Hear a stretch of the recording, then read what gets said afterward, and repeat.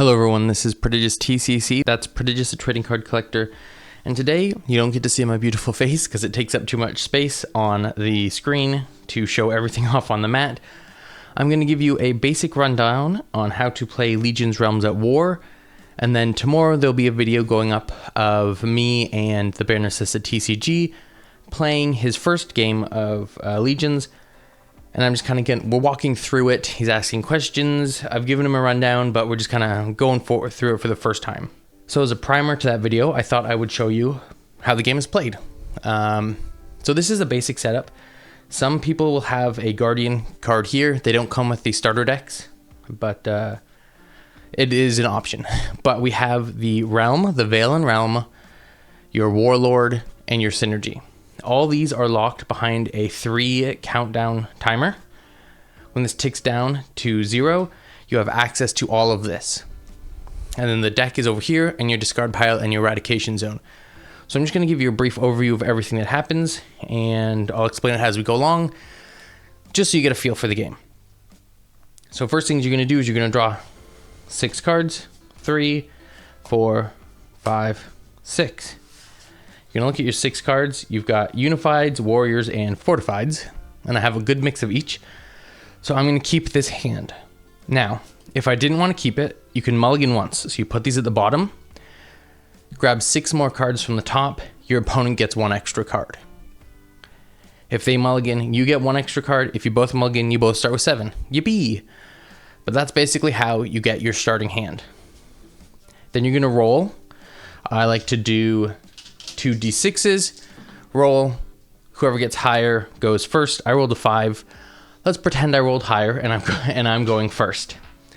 So the first thing you do at the beginning of all your turns is your countdown. So this goes from 3 to 2. It's nice to go first because you are going to access your Veil, or your Realm, your Synergy, and your Warlord first. But since I'm going first, I do not get to draw a card and I cannot attack. So I'll show you what a typical turn would look like. I'm going to play a warrior. I can conscript 1 warrior per turn. Now I had 2 warriors to choose from. This has a 3 attack, this has a 1 attack. I chose the 1 attack because it has a keyword on it called Plunder. With Plunder, what would happen if you're playing with people, your opponent would lift your deck halfway up, you would grab a card, and they would put it back down. If you're playing over Discord, you lift it up yourself, grab a card, put it back down. I got another unified card. So let's go over what a warrior, a unified, and a fortified is. A warrior is a warrior. They get to attack, they can attack each other, they can attack warlords.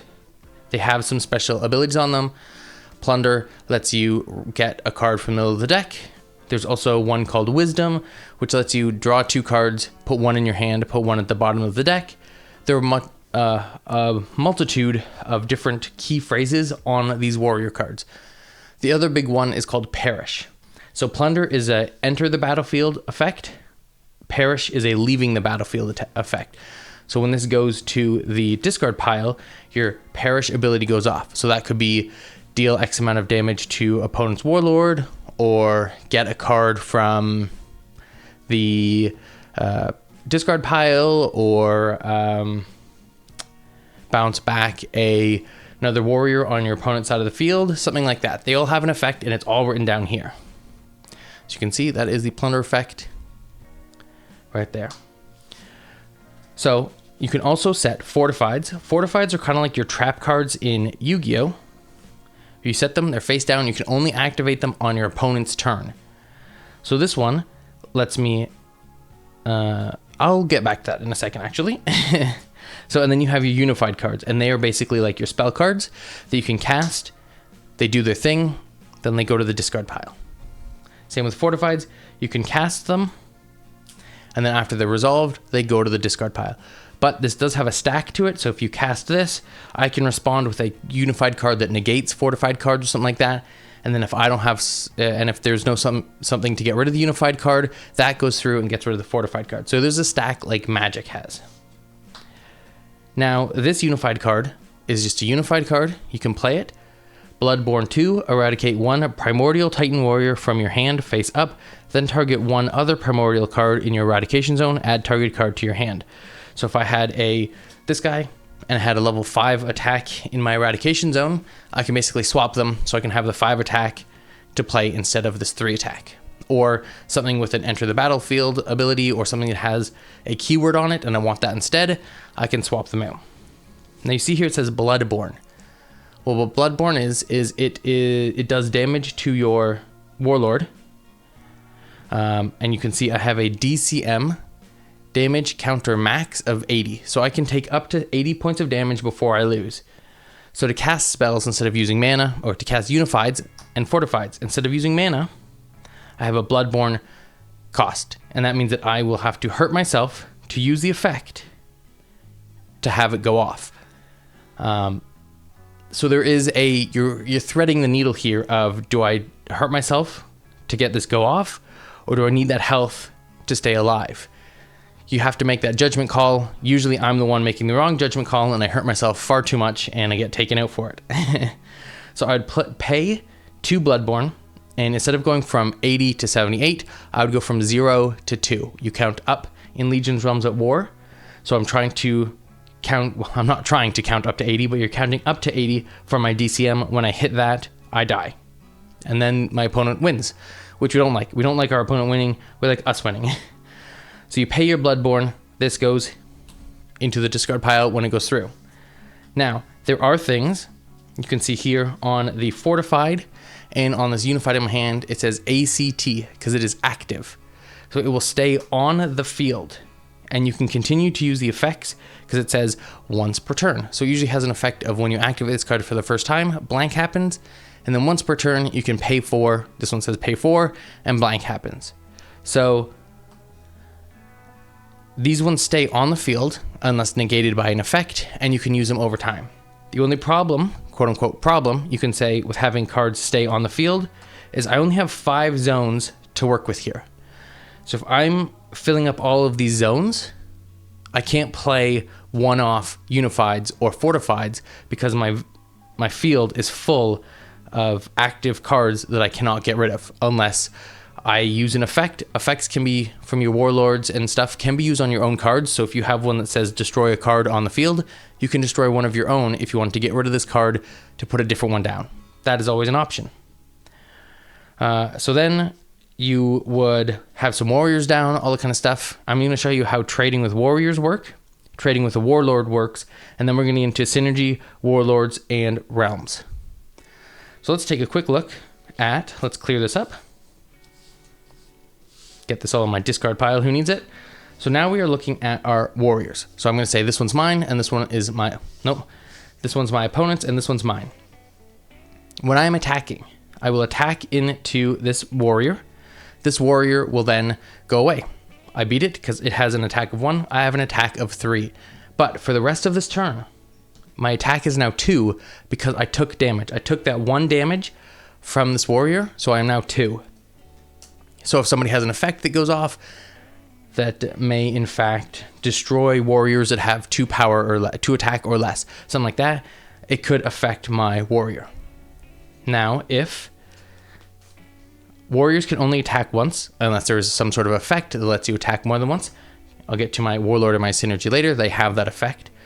So I can attack once, I can kill the warrior, and then that does it. Now, if warriors will always trade. Warriors will always do damage to each other when they attack.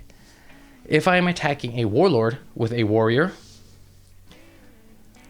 my warrior will do damage to the warlord, but the warlord does not do damage back. So warriors can freely attack into warlords without having the taking any damage. Also goes the same way backwards. Warlords can attack into warriors without taking any damage. So with warriors, they trade damage with each other. Warlords are a one-way street. You attack into a warlord, they do not attack back. You attack with a warlord, it does not attack back. Same with warlord on warlord violence. My warlord will attack into a warlord. No damage is dealt back to my warlord. So that's kind of the gist of it. You basically have 5 spots for warriors. A lot of decks, these starter decks, have 1 attacks, a couple 2 attacks, some 3 attacks, some 4 attacks, and 1, I think it's 2 4 attacks, and 1 5 attack. 1 attacks are nice because they have effects on them. 2, 3, 4, and 5s do not have effects on them, only the 1s. So 1s are nice to get onto the board, and if you can pump them up, great. If not, you have the effects going, and then hopefully you can get a 5 attack and you can lay it down as well. So you basically have to clear out your warrior board, your opponent's warrior board, before you can attack a warlord. If there is a warrior on the field, it has to be cleared before a warlord can be attacked. But you do get to choose who you want to attack. Because if I have this 1 attack, I don't want to say I attack and they block it with a 3 attack. I want to specifically say I'm going to attack that 1 attack across from me, or this 1 attack over here, and we will trade. So you get to decide who you want to attack for more strategy and deciding who you are going after and what damage you want to place where. I will quickly read a unified and a fortified for you just so you can get a feeling of what they do. There are negate and dismantle cards and stuff like that which stop the effect of a unified going off or stop the effect of a fortified going off. If I play this and I say I activate this, I have to pay the cost for it. So I have to pay Bloodborne 4 when I activate this. And then I say, do you have a response? So I have to pay for it first. So I get the negative of it. And if it is nullified or dismantled or does not go through, it goes to the discard and I still took the negative for it. If it does go through, then this one says, once per turn, I can pay Bloodborne 4 and target up to 2 Primordial Titan warriors on your side of the field, eradicate target warriors.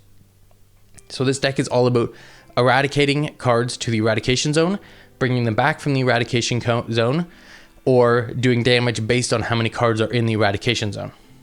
And then it says, at the end of the turn, you can conscript. So you can do 1 regular conscription per turn, but then if someone says conscript or revive or something like that, it does not count towards your conscription. You can conscript the targeted Titan warriors back to your side of the field. If this card is eradicated, a lot of these cards have, if eradicated, they have an effect. So the interesting thing about this is I can eradicate 2 warriors, put them in the eradication zone, and then other cards can play off of that by the number of cards in my eradication zone or pulling things from eradication. So this will let me send 2 warriors to eradication, do shenanigans with eradication, and then they come back. So fortifieds are usually have some sort of, let me read this one to you. They're trap cards, so they have some sort of effect that you can use. So this one would be, so fortifieds can only be activated on your opponent's turn. So with the once per turn, I can pay 4 Bloodborne to target 2 Primordial Titans to your side of the field, eradicate the target warriors at the end of the turn. So if I had 2 warriors on here that I really wanted to keep, and he's going to swing, I can use this, put them to the eradication zone. Maybe they attack my warlord, maybe they attack different warriors or something like that. But at the end of it, I can send them back out, and they were safe from the turn, basically. So no shenanigans can happen to those warriors because they've been put into the eradication zone. So I'm protecting my warriors. This one says, as long as this card remains face up on the field, all Primordial Titan warriors you control cannot be destroyed by the effects of a targeted player's unified cards. So you can't play a card that wipes my board or anything like that. They are completely safe from unified cards that get rid of my warriors. If this card is eradicated, I can target 1 Titan warrior I control and pay Bloodborne 10. So I'm paying 1/8 of my life. Bestow 20 attack, and the targeted warrior and the targeted... if this card is eradicated, I can target 1 Titan warrior you control and pay 10 Bloodborne. Bestow plus 20 attack, which means that my 1 warrior, my 1 attack warrior now becomes a 21 cost warrior. And the targeted warrior and the targeted, it says, and the targeted warrior on there twice. And the targeted warrior gains blockade, which means I cannot attack, but I can be used as a human meat shield. Boom, this guy has a 21. So if you're throwing all 5 of your warriors at me because you want to try and get to my warlord, you have to get through 21 to do any damage to my warlord. So they have effects and they have eradication effects because this whole deck is based around eradication. And unified cards are played on your turn like spell cards. So they have effects that go off right away. So this one is to get a warrior out of my hand into the eradication zone and then get a warrior from the eradication zone back into my hand. And this one is when this card is first activated, draw 2 cards, then eradicate 2 cards from your hand face up. So I could play this, draw 2 cards, eradicate 2 warriors, and then this one can get me those warriors at a later date if I wanted them, or something like that. Keep things in the eradication zone. Once per turn, I can pay Bloodborne 4 and target one Primordial Titan warrior you control. The targeted warrior gains Perish. Eradicate the top 4 cards of target player's deck face up. So I'd want to use that on myself so I can eradicate cards, because cards usually have if this card is eradicated. So there's a synergy with it where these cards work together. The undead deck does a lot of if this is sent from the deck to the graveyard effects. This has a lot of from the deck to eradication zone. And the dwarves do a lot of bouncing cards from the board to your back to your hand kind of thing. It's very interesting that way. Now let's take a look at our big 3. So these are set out from the beginning of the game. You have a Veil that has a countdown of 3 on it. Each turn before you draw, you tick down. So I go from 3, 2, 1, and then I can use my Veil. My Veil is pierced. So after 3, my Veil of Liberation becomes the Realm, or the Unbound Realm, and it has an effect. It says, when this card is revealed, immediately activate the following effects.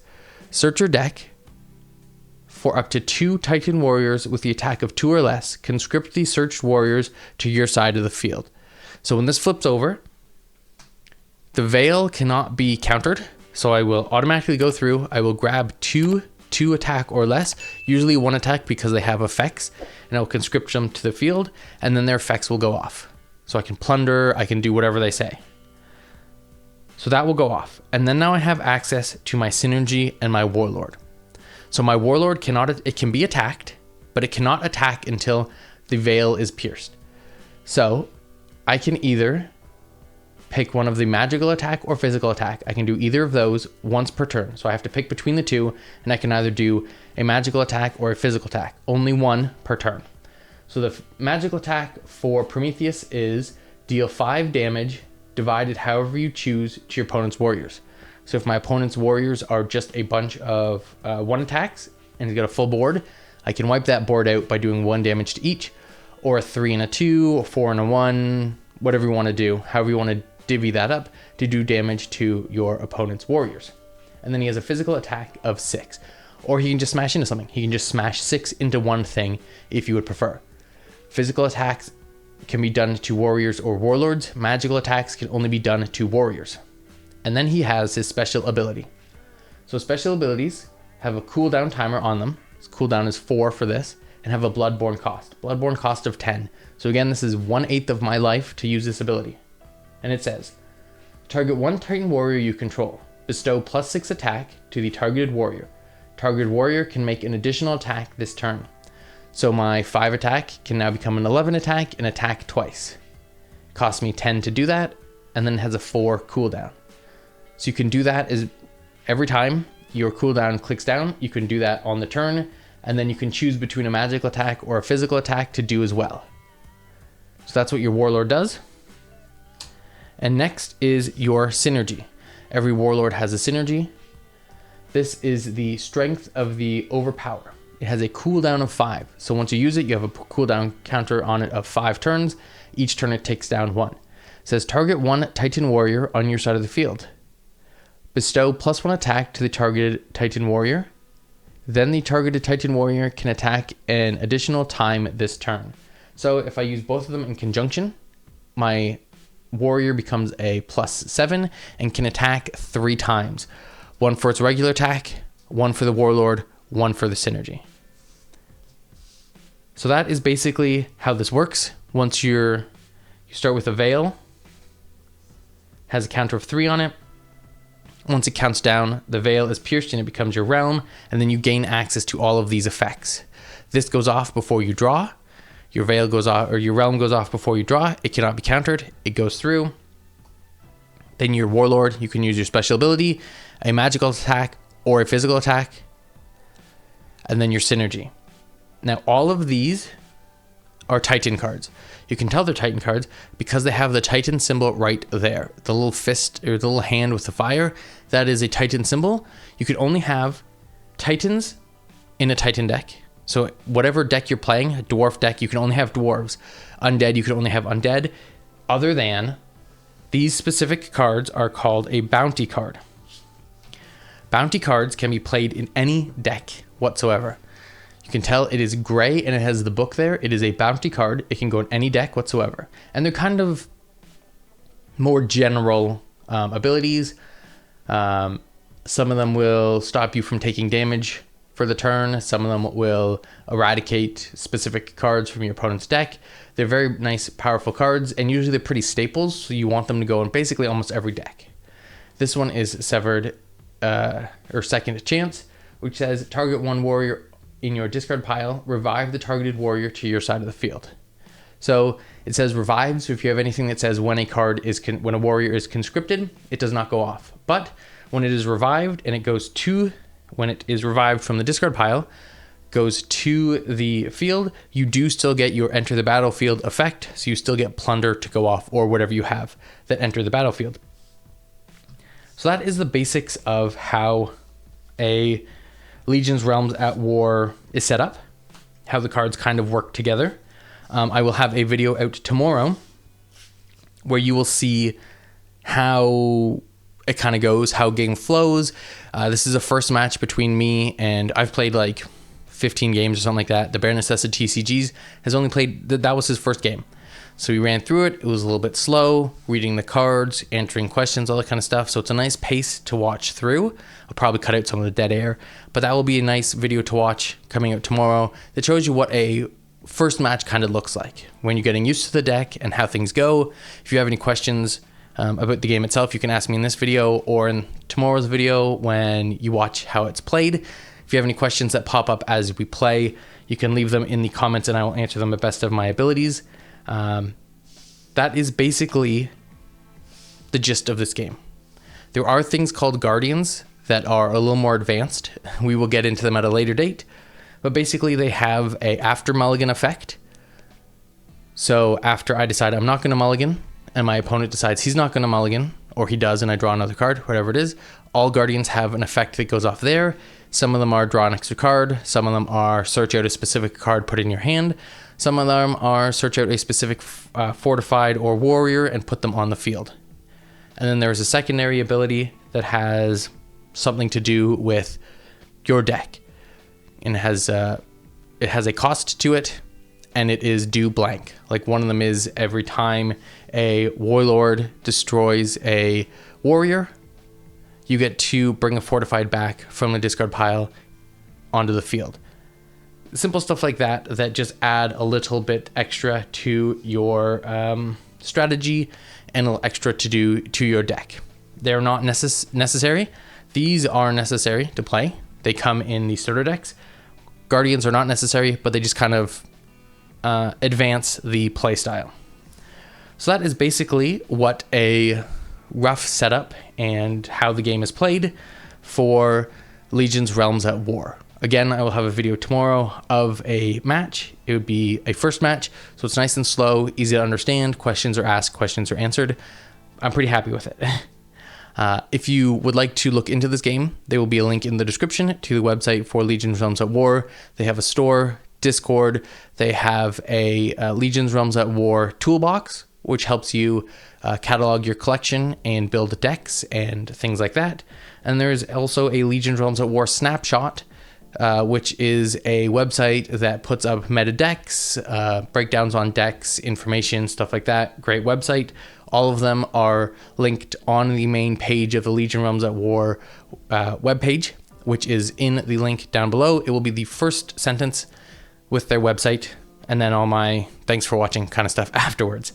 Thank you so much, though, for watching. My name has been Prodigious TCC. That's Prodigious, a trading card collector. If you have any questions about Legions at all, let me know. I'll answer it, or I'm sure I can float it to the people in the Discord, and they will have an answer for me.